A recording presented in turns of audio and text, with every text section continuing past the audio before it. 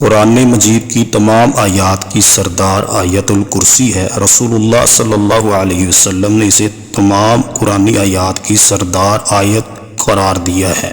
اس ایک آیت میں 18 مرتبہ ذات الہی کا تذکرہ کیا گیا ہے۔ اس آیت عظیمہ کو عرش الہی کے خزانے کا خاص تحفہ قرار دیا گیا ہے۔ آیت الکرسی جہاں قرآن کی آیت ہے، وہیں صحیح احادیث سے بھی اس کی بڑی فضیلت ثابت ہے۔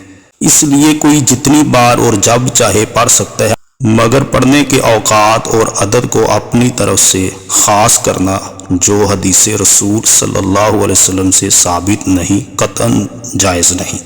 ایک روایت آتی ہے امام نسائی رحمۃ اللہ علیہ کی السنن الکبریٰ میں کہ رسول اللہ صلی اللہ علیہ وسلم نے فرمایا، جو شخص ہر فرض نماز کے آخر میں یعنی بعد میں آیت الکرسی پڑھتا ہے تو اسے جنت میں داخل ہونے سے موت کے علاوہ کوئی چیز نہیں روکتی۔ مطلب یہ ہے کہ آیت الکرسی پڑھنے والا موت کے بعد سیدھا جنت میں جائے گا۔ اس روایت کی سند حسن درجے کی ہے۔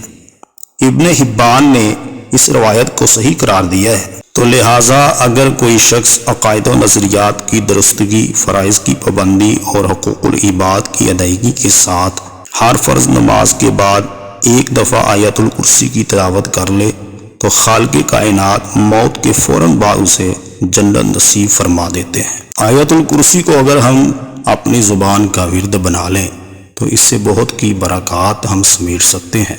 آج ہمارے معاشرے میں چوری اور ڈکیتی کی بے شمار وارداتیں ہو رہی ہیں۔